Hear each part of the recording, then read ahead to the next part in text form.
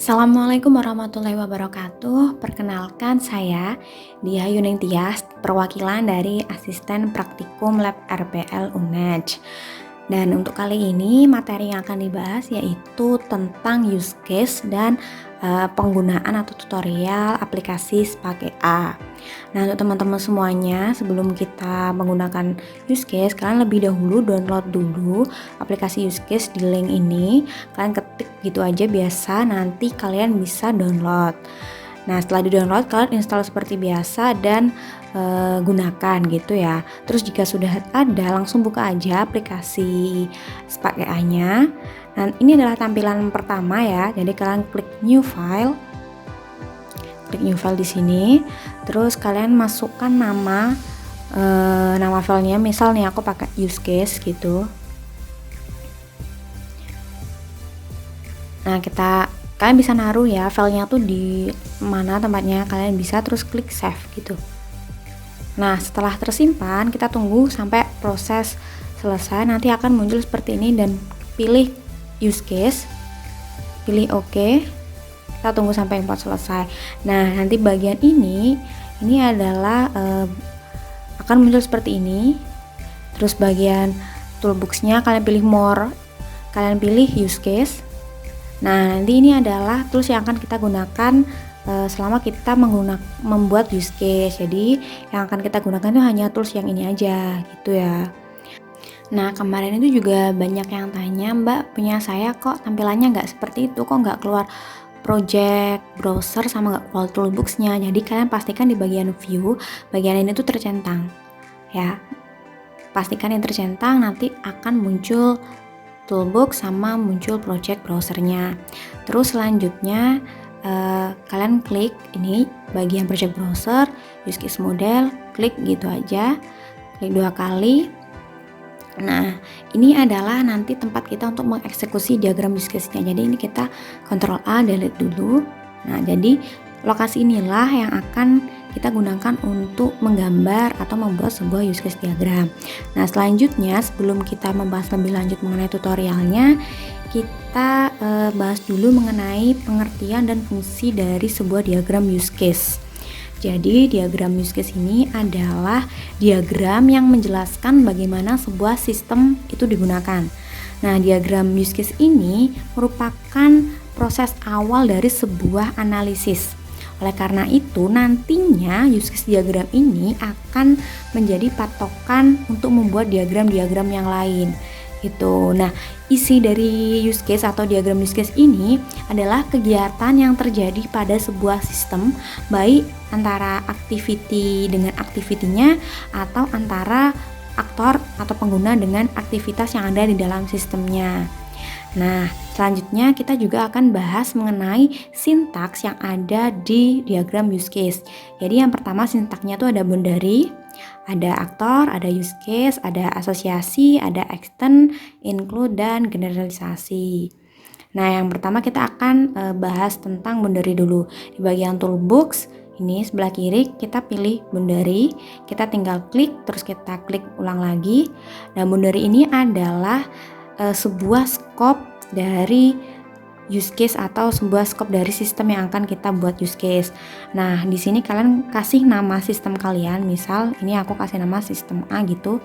Ini kasih nama sistem kalian. Nah, di dalam use case ini yang boleh ada di dalam use case ini hanya yang boleh ada di dalam boundary ini hanya use case-nya saja. Nanti untuk aktor harus berada di luar boundary gitu ya. Terus kita sekarang ke aktor. Nah, kita pilih aktor yang sama aja, tinggal drag, klik lagi di sini. Kita ubah nama aktornya sesuai dengan nama pengguna atau aktor yang sudah ada di sistem request kita. Misalnya aku kasih masyarakat. Tinggal pilih masyarakat, terus kita bisa nambah aktor lagi sebanyak-banyaknya atau sesuai sama SR kita. Gitu. Nah, kita tambahkan aja seperti biasa. Dan ini harus ada di luar boundary ya. Jadi yang boleh di dalam boundary ini hanya use case-nya saja dan aktor harus ada di luar. Nah, sama aja juga use case. Nah, kita masukkan di dalamnya, di dalam boundary. Nah, use case ini syaratnya harus menggunakan kata kerja. Jadi misal di SR kalian itu kata benda atau kata pasif gitu, kalian ubah menjadi kata kerja. Jadi maksudnya kata kerja itu ya gimana? Yang kayak login, logout, melihat data ini, mengubah data ini, mengedit. Nah, itu namanya kata kerja, verifikasi. Jadi kalau misal di SR kalian itu nggak ada kata kerjanya, ubah aja gitu, sesuaikan. Kalau di use case itu syaratnya harus menggunakan kata kerja. Misal ini aku buat melihat data masyarakat gitu. Nah, selanjutnya use case sudah ke asosiasi ya. Nah, asosiasi ini adalah hubungan antara aktor dengan activity-nya atau dengan use case-nya, dan juga antara use case dan use case itu namanya hubungan atau relationship-nya gitu ya. Nanti relationship ini tuh ada banyak banget macamnya, ada asosiasi, ada extend, ada include, ada generalisasi gitu. Contohnya nih, kalau asosiasi itu antara aktor dengan si use case-nya, kita tinggal panah yang atas ini kita tarik, kita tahan juga, terus klik lepaskan, pilih asosiasi. Jadi kayak gini, ini bisa kita tarik ubah gitu aja, lurus biar lurus gitu. Nah gitu, jadi ini cara bacanya. Masyarakat dapat melakukan login, terus masyarakat dapat melihat data masyarakat. Nah ini misal ada use case yang itu tidak bisa diakses oleh masyarakat, ya nggak perlu dihubungkan dengan aktor masyarakat. Misal ya ada, kita tambahin lagi use case-nya, misal use case melihat data rekap. Nah ini kan masyarakat nggak bisa yang lihat ini, yang bisa melihat ini adalah admin. Kita ubah ini jadi admin dulu.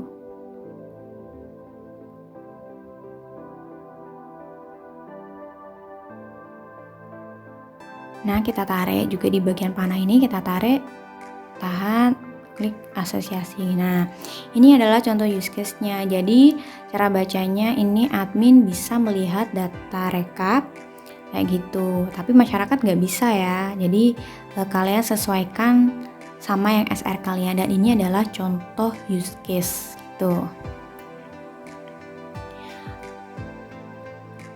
Ya udah paham ya. Aku juga akan buat use case yang lebih menyeluruh. Ini aku udah buat sebelumnya. Nah kayak gini, jadi kalian buat dulu use case yang sesuai dengan SR kalian. Nih misal aku kayak gini, ada 3 aktor dan ini use case-nya. Ini contoh SR-nya, misal ada sebuah sistem pengaduan kemiskinan. Jadi ada 3 aktor dan ini masing-masing requirement-nya gitu ya. Nah ini ada registrasi, login, ada melihat data kayak gitu-gitu. Jadi ini kalian buat use case-nya dengan menggunakan kata kerja ya, itu hati-hati dengan kata kerja. Nanti aku akan buat lebih lengkap lagi, jadi tunggu aja, nanti kita akan kembali lagi dengan use case yang lebih lengkap. Nah oke, ini adalah use case yang udah lengkap, yang tadi udah aku buat semuanya sesuai dengan sistem request. Ini sesuai dengan sistem request ini. Nah jadi kalian buat sebanyak-banyaknya. Oh ya, di sini kan masih ada kata-kata mengelola ya. Mengelola data. Nah mengelola data ini kan maksudnya melihat dan mengedit gitu ya. Jadi kita tambahin aja di sini, kalau kalian di SR kalian masih ada kata mengelola, jadi harus tetap dipecah lagi dan harus ditulis secara jelas di use case seperti itu. Dan selanjutnya kita akan membuat relationship antar use case dengan aktor atau use case dengan use case. Yang pertama ini kita hubungkan aja. Misalnya ini masyarakat ya, ada registrasi, login, dan lain-lain, ya kita hubungkan aja, langsung kita tarik, kita lepaskan asosiasi gitu, enak kok. Ini terus kalian tinggal tarik-tarik aja.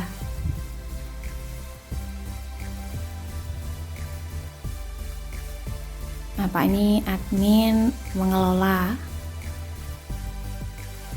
Oke, mengelola. Terus admin juga bisa login, admin bisa melihat. Ya udah, kita tinggal tarik-tarik gini aja.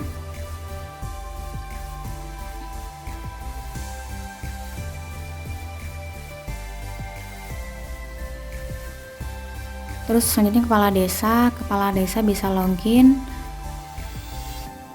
Kita tinggal tarik aja, hubungkan dengan asosiasi.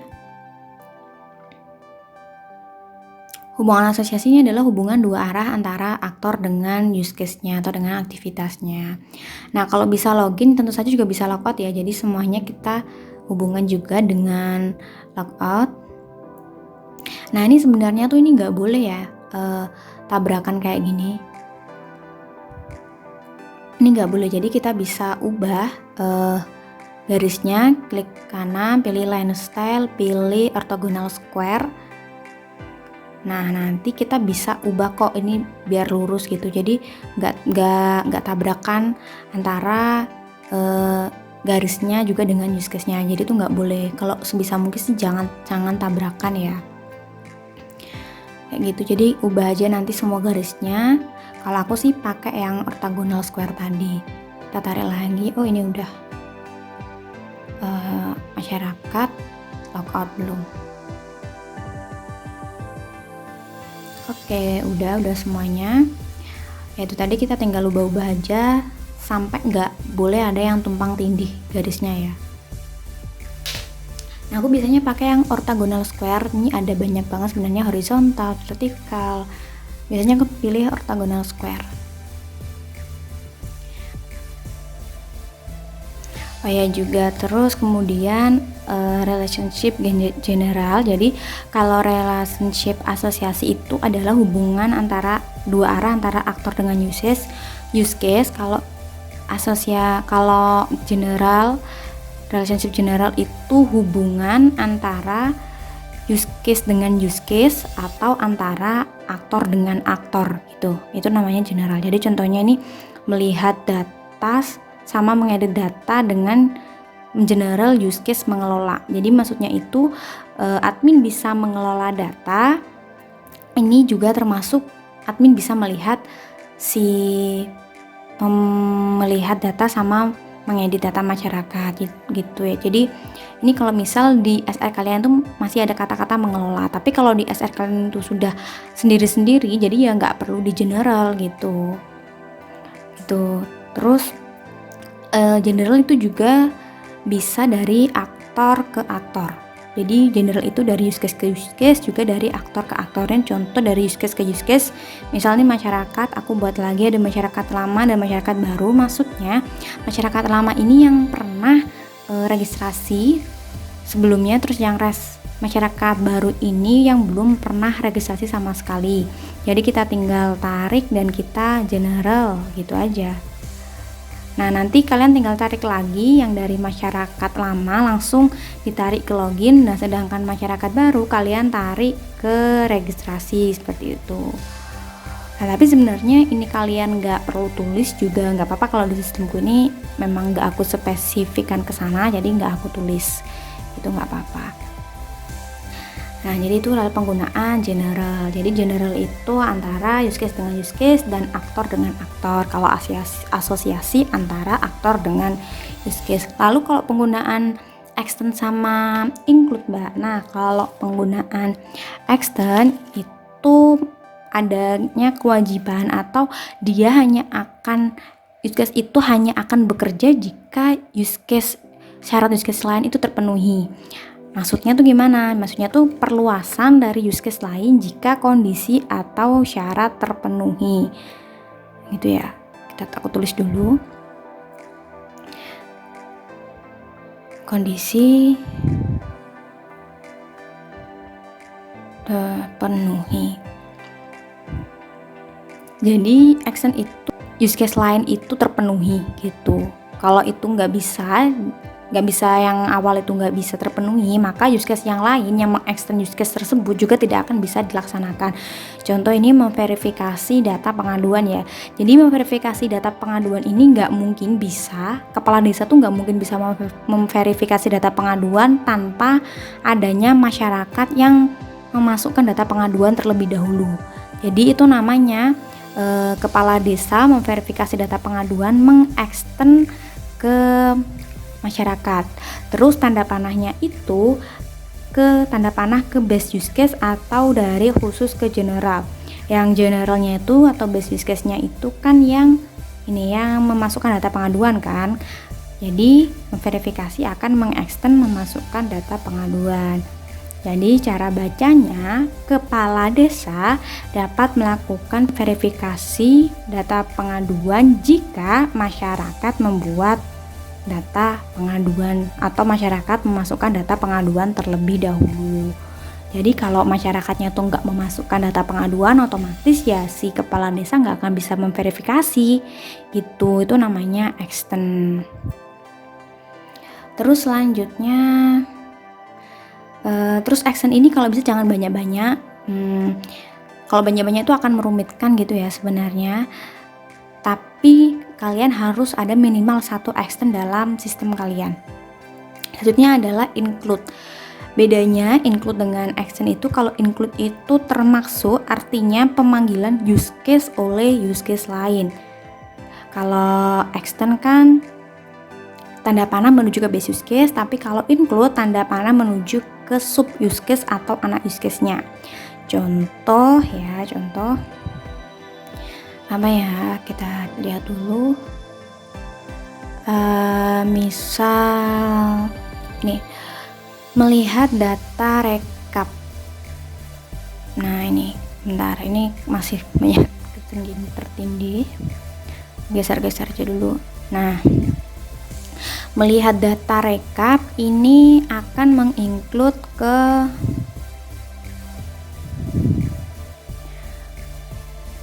melihat riwayat verifikasi, melihat data pengaduan, dan melihat riwayat pengaduan include. Nah,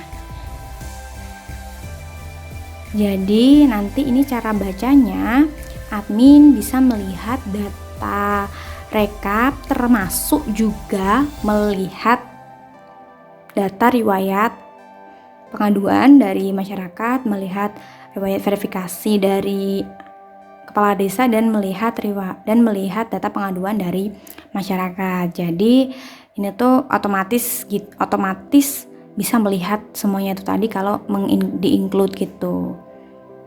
Jadi kita manggil use case-nya melihat data pengaduan, tapi use case yang lain yang di-include-kan itu juga akan ikut terpanggil. Maksudnya itu gitu kalau include. Nah, paham ya? Nih, menginclude. Nah, jadi bedanya extend dengan include. Kalau extend itu tanda panahnya menuju ke base use case, kalau include tanda panahnya itu menuju ke sub use case. Kalau extend itu perluasan dari use case lain jika kondisi atau syarat terpenuhi. Kalau include pemanggilan use case oleh use case lain gitu. Kalian harus paham betul bedanya, dan minimal pada sistem kalian itu ada satu include dan satu extend. Nah, selanjutnya gimana sih cara save ini menjadi gambar gitu. Jadi kalian tinggal pilih di atas ini, kalian tinggal pilih diagram. Oh ya, jangan lupa juga itu tadi kan masih berantakan ya. Jadi pastikan uses kalian itu harus tertata rapi seperti ini. Tertata rapi seperti ini, ada warnanya, per aktor itu dibedakan warnanya.